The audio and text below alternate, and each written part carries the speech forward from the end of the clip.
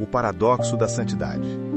Como pode a Igreja ser, ao mesmo tempo, santa, como professamos no Credo, e a sua história estar manchada pelos pecados dos seus membros, incluindo papas, bispos e clérigos? Este é um dos maiores e mais profundos mistérios da nossa fé. A resposta está numa antiga expressão latina, Ecclesia semper reformanda. A Igreja está sempre a precisar de ser reformada. Esta não é uma desculpa para os seus pecados, mas a admissão de uma verdade fundamental sobre a sua natureza, tal como foi fundada por Jesus Cristo. Para compreender este mistério, devemos ver a Igreja como tendo uma dupla natureza, a imagem do próprio Jesus, que era verdadeiro Deus e verdadeiro homem. A Igreja tem uma alma divina, os seus sacramentos, a sua doutrina, a presença do Espírito Santo.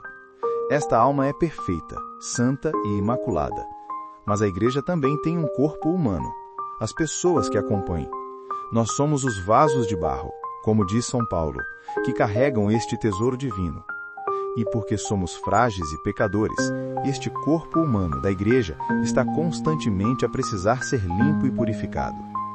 Esta reforma contínua não é apenas um esforço humano de autoajuda. É, acima de tudo, a obra do Espírito Santo, a alma da Igreja. Foi Jesus quem prometeu que estaria com a sua Igreja até o fim dos tempos e que o Espírito da verdade a guiaria. É o Espírito Santo que, em cada época, suscita dentro da Igreja um desejo de conversão, que a chama de volta à sua missão original e que inspira homens e mulheres a liderarem a sua purificação. A história prova que os verdadeiros e mais eficazes reformadores da Igreja não são aqueles que a atacam de fora, mas os santos que a transformam por dentro. Um São Francisco de Assis, que abraçou a pobreza radical numa era de riqueza, ou uma Santa Catarina de Sena, que chamou o Papa à conversão, fizeram mais pela reforma da Igreja do que qualquer crítico. Eles não reformaram com protestos, mas com a santidade, a reconduzir a Igreja, pelo exemplo, ao seu único centro, Jesus Cristo. Portanto, a necessidade de reforma não é um sinal da falha da Igreja, mas um sinal da sua vida e da contínua proteção de Deus. Uma instituição meramente humana, com tantos escândalos e pecados ao longo de 2000 anos, já teria desmoronado há muito tempo. A capacidade da Igreja de se examinar, de se arrepender e de se reformar a partir de dentro é a maior prova de que ela não é nossa, mas de Cristo. É um corpo vivo que, nesta peregrinação terrena, está sempre a ser purificado pelo seu médico divino, Jesus. Se a Igreja está sempre a precisar de ser reformada, como é que ela o faz de forma autêntica, sem trair a sua própria identidade? A resposta está num dos mecanismos mais solenes e poderosos da sua tradição, os concílios ecumênicos. Um concílio ecumênico é a reunião de todos os bispos do mundo em comunhão com o Papa para deliberarem sobre questões cruciais de fé e disciplina. Não é uma reunião política, mas um evento litúrgico, onde a Igreja acredita que o Espírito Santo guia os sucessores dos apóstolos. Ao longo da história, os grandes concílios foram quase sempre convocados em momentos de crise profunda. Foi assim no Concílio de Nicéia, que respondeu à heresia de Ário, e será assim no Concílio de Trento, que responderá à crise da Reforma Protestante. Os concílios são a forma da Igreja, como um corpo, parar, examinar-se à luz da revelação de Jesus Cristo, diagnosticar as suas doenças e prescrever o remédio, tanto a nível doutrinal como disciplinar. Uma das principais funções de um concílio em tempos de reforma é clarificar a doutrina. Quando uma verdade da fé é atacada ou mal compreendida, os padres conciliares, baseando-se na Escritura e na tradição, formulam definições dogmáticas precisas. O seu objetivo não é inventar uma nova fé, mas sim construir muros de proteção em torno do depósito da fé para o proteger de interpretações errôneas. As definições de Trento sobre os sacramentos ou a justificação, por exemplo, não foram novidades, mas a articulação clara do que a Igreja sempre acreditou. Mas um concílio não trata apenas de ideias, trata de vidas. Para que a reforma seja real, ela tem de mudar o comportamento. É por isso que os concílios também emitem decretos disciplinares. O Concílio de Trento, por exemplo, combateu os abusos do clero ao exigir a criação de seminários para a formação dos padres, ao obrigar os bispos a residirem nas suas dioceses e ao proibir a venda de indulgências. Era a Igreja a reformar o seu próprio corpo para que pudesse testemunhar Jesus Cristo de forma mais autêntica. Os concílios ecumênicos são, portanto, a tradição viva da Igreja em ação. Eles são a prova de que a Igreja não é uma relíquia fossilizada do passado, mas um organismo vivo, capaz de responder aos desafios de cada época sem perder a sua identidade que está enraizada em Jesus Cristo.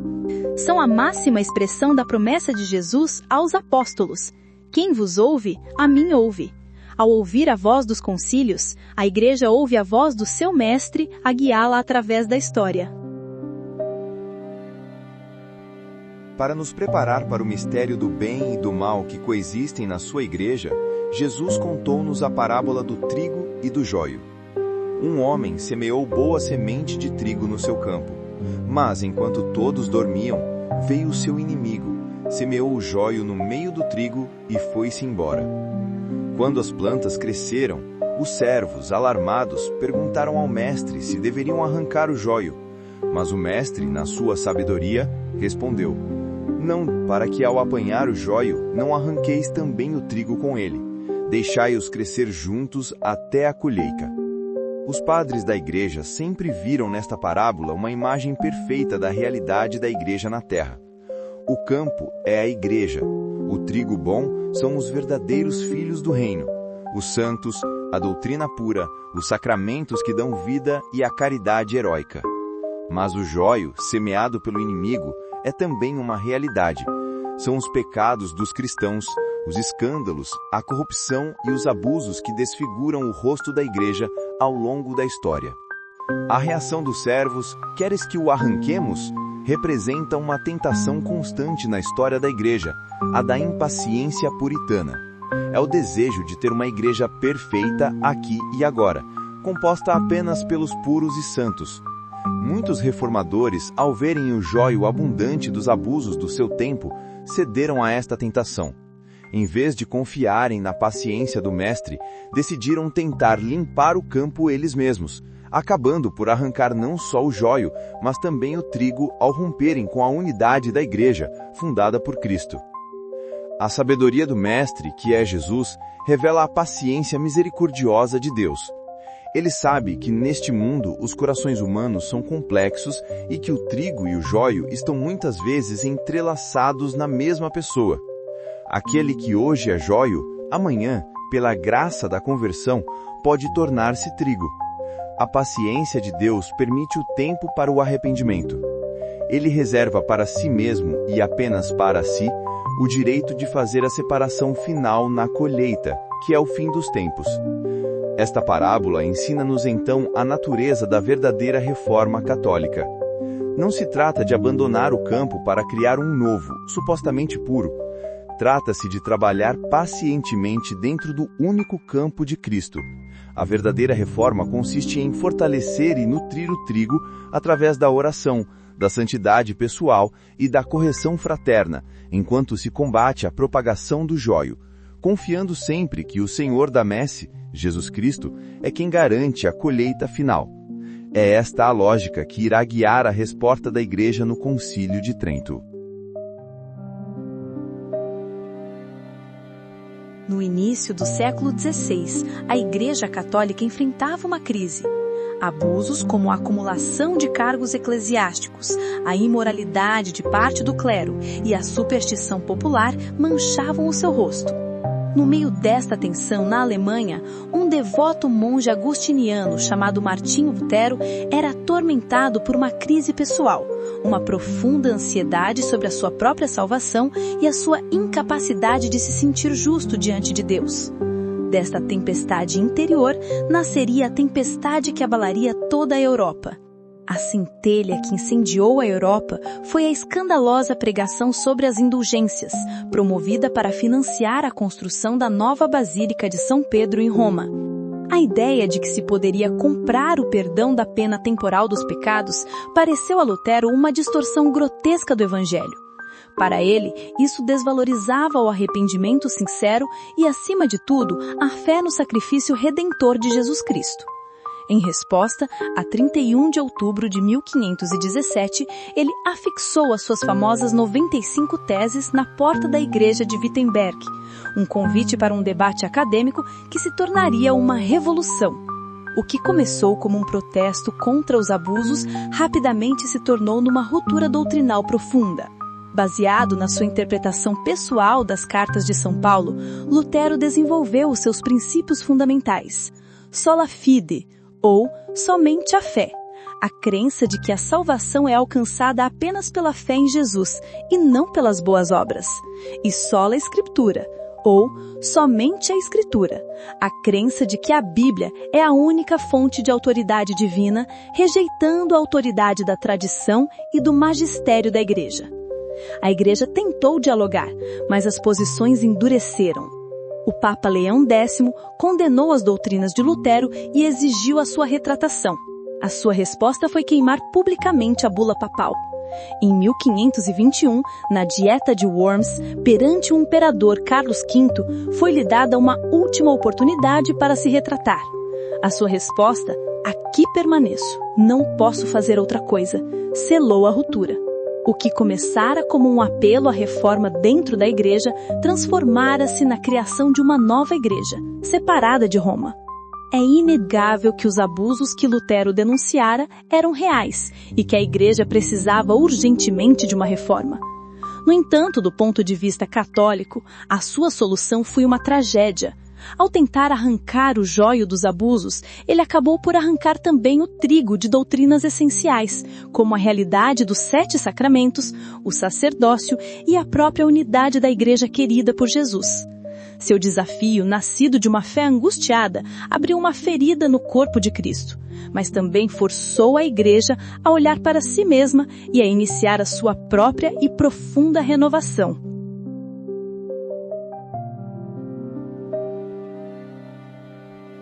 Enquanto a Europa era abalada por debates teológicos e divisões políticas, o Espírito Santo suscitava no coração da Igreja uma força de renovação ainda mais poderosa.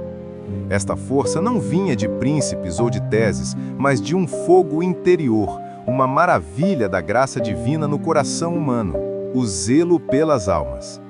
Era um amor ardente e apaixonado pela salvação de cada pessoa, nascido de um encontro profundo e pessoal com o amor de Jesus Cristo.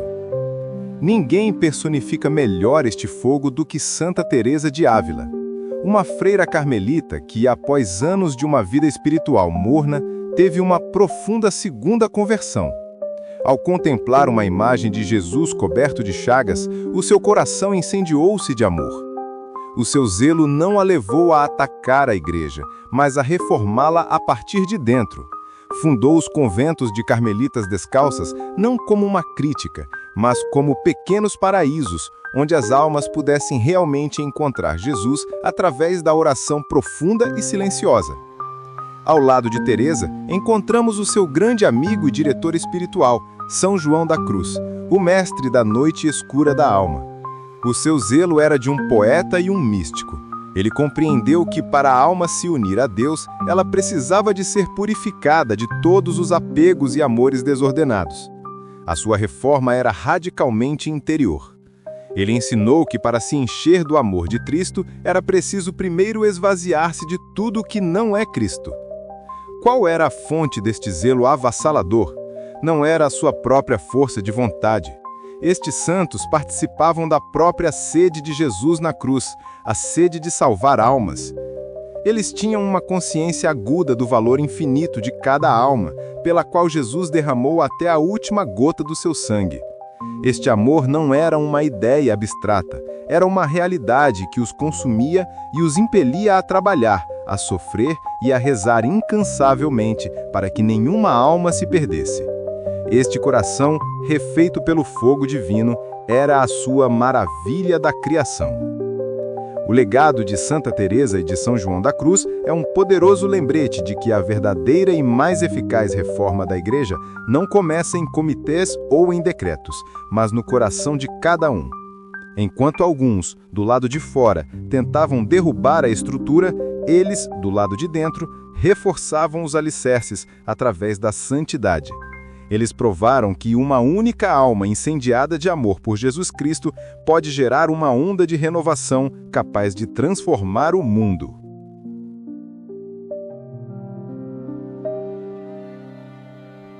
Os grandes momentos de viragem na história da Igreja acontecem em lugares específicos, cujos nomes ficam para sempre gravados na nossa memória: Nicéia, Éfeso e Calcedônia.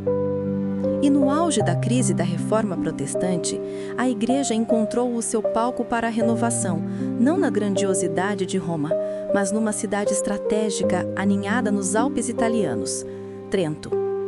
Esta cidade tornou-se o lugar sagrado onde a Igreja ferida se reuniu para se curar, para reafirmar a sua fé e para traçar o seu rumo para o futuro. A escolha de Trento não foi um acidente. Era uma cidade-ponte, tanto geográfica como politicamente. Situada no norte da Itália, mas fazendo parte do Sacro Império Romano-Germânico, era um local aceitável tanto para o Papa e os seus aliados italianos, como para o imperador e os príncipes alemães. Esta localização simbolizava a própria missão do concílio: ser uma ponte, tentar sarar as fraturas da cristandade e reafirmar a universalidade da fé em Jesus Cristo. Durante 19 anos, com várias interrupções, Trento foi o centro do mundo católico. Imagine a cena: bispos, cardeais, teólogos e embaixadores de toda a Europa a convergirem para esta cidade alpina. As ruas encheram-se de discussões acaloradas, as igrejas de orações solenes. Enquanto a vida cotidiana da cidade continuava, nos bastidores, nos palácios e nas salas de reunião, o futuro de milhões de almas estava a ser debatido, com base nos ensinamentos de Jesus. O coração pulsante de todo este evento foi a Catedral de São Vigílio. Foi neste espaço sagrado, austero e medieval, que as sessões formais do concílio aconteceram. Foi aqui que, após invocar a luz do Espírito Santo, os padres conciliares definiram a doutrina sobre os sacramentos, a justificação e a Sagrada Escritura. Cada decreto lido neste púlpito, cada voto contado neste chão de pedra, era um ato de fé, uma tentativa de tornar a voz de Cristo clara novamente num tempo de grande confusão. Hoje, visitar Trento é visitar um monumento à resiliência da Igreja. As suas pedras estão impregnadas da história deste momento dramático e decisivo. A cidade não é apenas um belo destino turístico. É um lugar sagrado que nos recorda a capacidade divinamente assistida da Igreja para se reformar a si mesma.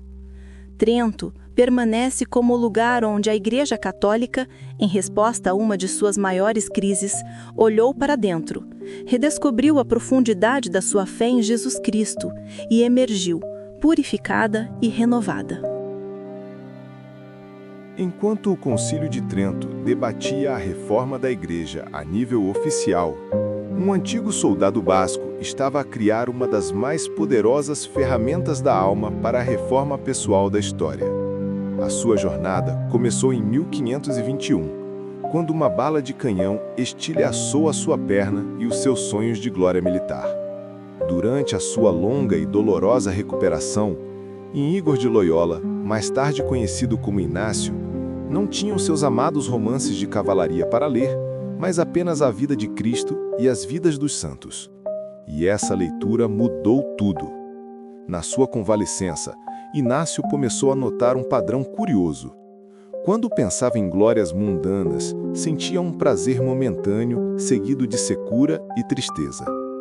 Mas quando pensava em imitar os santos e em servir Jesus Cristo, sentia uma alegria profunda e duradoura. Esta foi a sua primeira lição sobre o discernimento dos espíritos.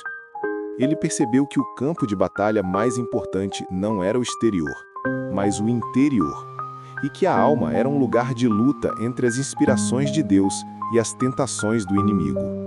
Baseado nesta experiência, Inácio começou a anotar as suas reflexões. Ao longo de anos de oração e estudo, ele refinou estas anotações em um manual prático e estruturado, Os Exercícios Espirituais. Não é um livro para ser lido, mas para ser feito. É um retiro de 30 dias, em silêncio, onde o exercitante, guiado por um diretor, medita sobre os grandes temas da fé: o pecado, a vida e a paixão de Jesus Cristo e a ressurreição, com o objetivo de ordenar a sua vida e descobrir a vontade de Deus. Os exercícios espirituais tornaram-se a arma secreta da Contra-Reforma.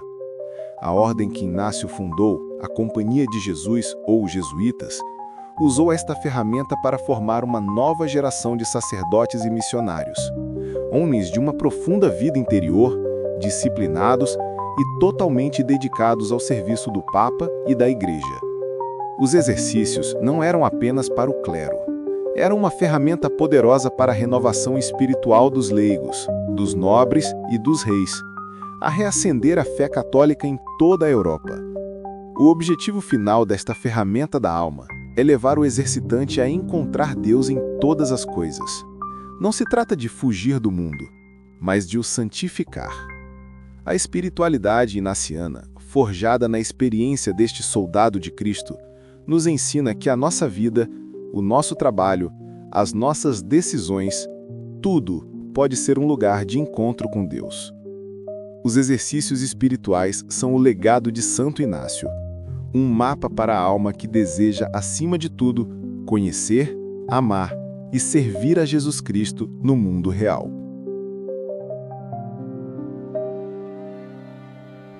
Enquanto a reforma protestante, em muitas das suas formas, promovia a austeridade e a remoção de imagens das igrejas, a Igreja Católica, revitalizada pelo Concílio de Trento, respondeu de uma forma espetacular. Em vez de se retirar, ela abraçou a beleza como a paixão renovada. Desta confiança nasceu um novo estilo artístico, o barroco. Uma explosão de drama, emoção e glória, desenhada para capturar o coração e a imaginação dos fiéis. A arte barroca foi uma verdadeira catequese para os sentidos. Se a reforma enfatizava a palavra sola, a Contra-Reforma recordou ao mundo que Deus se fez carne em Jesus Cristo e, portanto, o mundo material e os nossos sentidos são caminhos válidos para o encontrar. A arte barroca foi concebida para envolver o espectador, para o fazer sentir a dor do martírio, o êxtase da santidade e a glória do céu.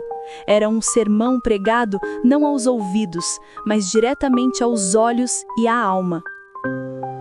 As marcas do barroco são inconfundíveis. O drama, conseguido através do uso extremo de luz e sombra, o chiaroscuro, como vemos nas obras de Caravaggio, onde as figuras emergem da escuridão para a luz de Cristo. O movimento, presente nas figuras contorcidas e nos planejamentos esvoaçantes das esculturas de Bernini, que parecem captar um instante de ação divina.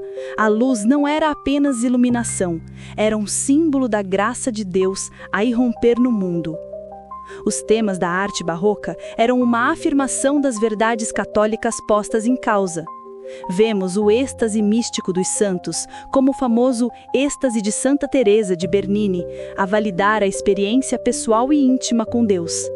Vemos a glória dos mártires, a dignidade da Virgem Maria e, sobretudo, o triunfo da Eucaristia. As igrejas barrocas foram desenhadas para conduzir o olhar para o altar-mor e para o sacrário, celebrando a presença real de Jesus, o coração da fé católica. O barroco é, em última análise, a expressão de uma igreja confiante e triunfante. É uma arte que não tem medo da emoção, que celebra a beleza do corpo humano e do mundo material como reflexos da glória de Deus. É uma afirmação apaixonada de que a nossa fé não é um exercício intelectual frio, mas um encontro vibrante e transformador com um Deus que se fez homem.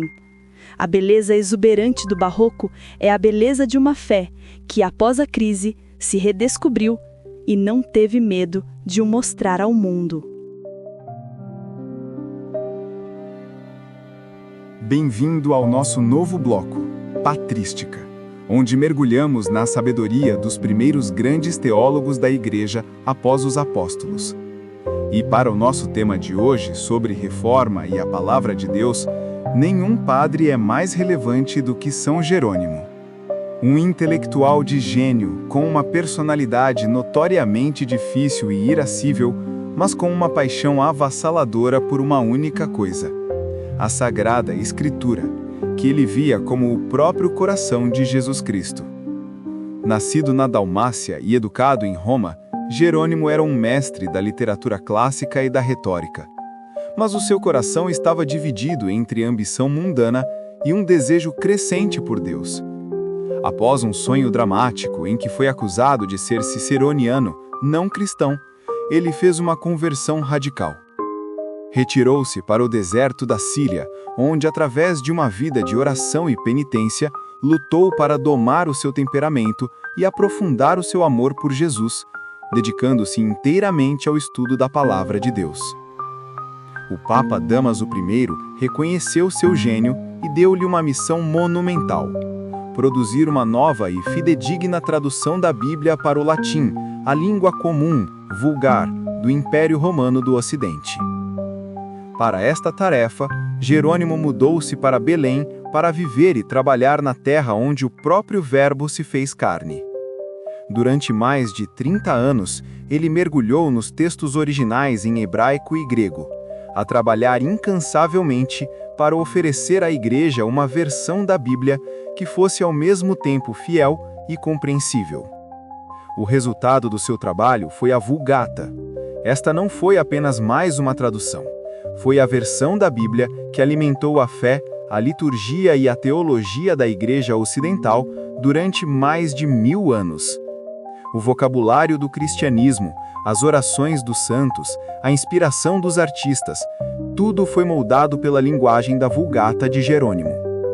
O seu trabalho foi um ato de amor heróico, baseado na sua famosa convicção: ignorar as Escrituras é ignorar Cristo. E aqui, a sua história se conecta diretamente com o nosso episódio.